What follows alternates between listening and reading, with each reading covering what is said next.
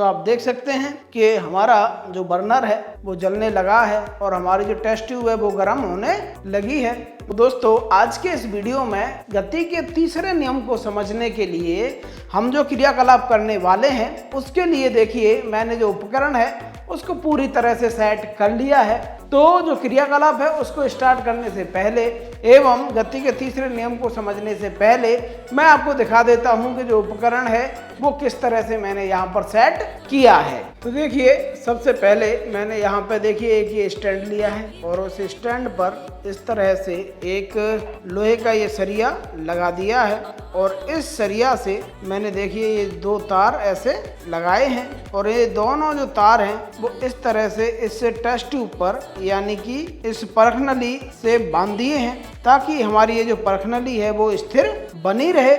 और जो परखनली है उसमें देखिए मैंने यहाँ पे ये एक कॉर्क लगाया हुआ है और अभी इसमें ये जो कॉर्क में जो छेद आप देख रहे हैं इसको भी मैं ये पास में ही जो क्ले रखी हुई है इससे बंद करने वाला हूँ ताकि ये पूरी तरह से वायुरोधी हो जाए। और साथ ही साथ मैंने यहाँ पर गर्म करने के लिए जो बर्नर है वो भी यहाँ पे देखिए तैयार कर लिया है। और साथ ही साथ मैंने यहाँ पे देखिए ये थोड़ा सा पानी लिया है और इस पानी को मैं थोड़ी सी इस पानी की मात्रा इस टेस्ट ट्यूब के अंदर डालने वाला हूँ और उसके बाद आप देखना इस क्रियाकलाप को फिर समझते हैं गति के तीसरे नियम को। तो देखिए सबसे पहले ये जो क्रियाकलाप है ये जो एक्सपेरिमेंट है उसको करने से पहले ये जो कॉर्क है इसको हमें वायुरोधी बना लेना है। उसके लिए मैंने ये थोड़ा सा क्ले लिया है और इस क्ले की बस इतनी सी मात्रा मैं यहाँ पे देखिए इस जगह पे ऐसे लगा देता हूँ ताकि ये पूरी तरह से वायुरोधी हो जाए।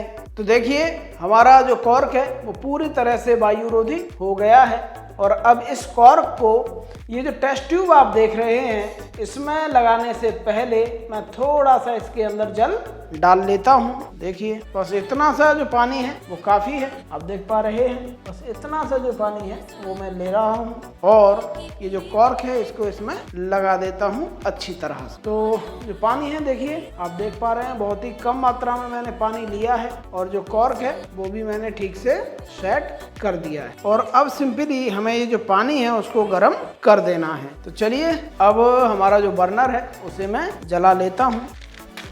तो आप देख सकते हैं कि हमारा जो बर्नर है वो जलने लगा है और हमारी जो टेस्ट ट्यूब है वो गर्म होने लगी है। मैं अभी यहाँ कैमरे के पीछे ही रहूँगा क्योंकि अभी ये जैसे जैसे गर्म होगा देखिए जल वाष्प बनेगी। अब थोड़ा सा हमारा जो कॉर्क है वो लीक कर गया है तो हो सकता है कि अब ये काम नहीं करे, लेकिन फिर भी ये देखिए आपने देखा कि बहुत तेजी से इसमें से जो कॉर्क है वो आगे की तरफ दौड़ा और जो टेस्ट ट्यूब है उसमें पीछे की तरफ गति होने लगी। तो जैसा कि आपने देखा कि जैसे ही हमने जो पानी है उसको गर्म किया तो जो पानी है वो जल वाष्प में बदला यानी कि गैसीय अवस्था में आया। जो गैस होती है उनका वॉल्यूम जो द्रव है उससे ज़्यादा होता है।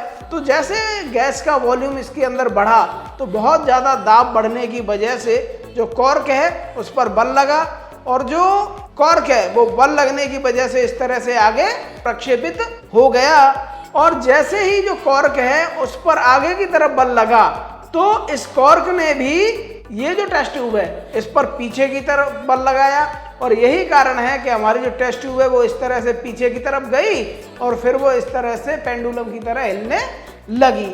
यानी कि हम कह सकते हैं कि जब कॉर्क पर बल लगा तो कॉर्क ने भी उस बल के ठीक विपरीत दिशा में इस टेस्ट ट्यूब पर भी बल लगाया। तो यही है गति का तीसरा नियम। तो चलिए इसको थोड़ा और सरल शब्दों में समझ लेते हैं। देखिए और सरल शब्दों में अगर हम कहें तो जब कोई एक वस्तु किसी दूसरी वस्तु पर बल लगाती है तो जो दूसरी वस्तु है वो भी ठीक उतनी ही परिमाण में यानी उतनी ही मात्रा में जो पहली वस्तु है उस पर भी बल लगाती है, लेकिन जो दोनों बल हैं उनकी दिशा परस्पर विपरीत होती है। यानी कि पहली वस्तु जब इस तरफ धकेल रही है तो जो दूसरी वस्तु है वो इसके ठीक विपरीत दिशा में चीज़ों को धकेलती है। इसका अगर दैनिक जीवन में हम देखें तो जैसे कोई टेनिस की बॉल है उसको अगर हम किसी दीवार पर ऐसे फेंकें तो जो दीवार है उस पर टेनिस की बॉल ने बल लगाया और उसके विपरीत दिशा में, ठीक विपरीत दिशा में, और उतने ही परिमाण का बल दीवार ने भी बॉल पर लगाया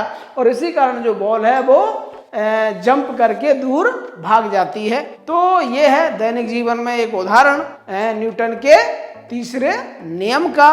तो आशा करते हैं कि जो न्यूटन का तीसरा नियम है वो आपको समझ में आ गया होगा। इस नियम में हम कह सकते हैं कि जब कोई वस्तु क्रिया करती है तो उसके ठीक विपरीत दिशा में प्रतिक्रिया भी होती है। तो ये भी न्यूटन का तीसरा नियम है दूसरे शब्दों में। तो आशा करते हैं कि वीडियो आपको अच्छा लगा होगा। अगर वीडियो अच्छा लगा तो प्लीज़ इसे लाइक कीजिए, शेयर कीजिए दोस्तों के साथ। चैनल पर नए हैं तो सब्सक्राइब जरूर कीजिएगा। तो वीडियो देखने के लिए आपका बहुत बहुत धन्यवाद।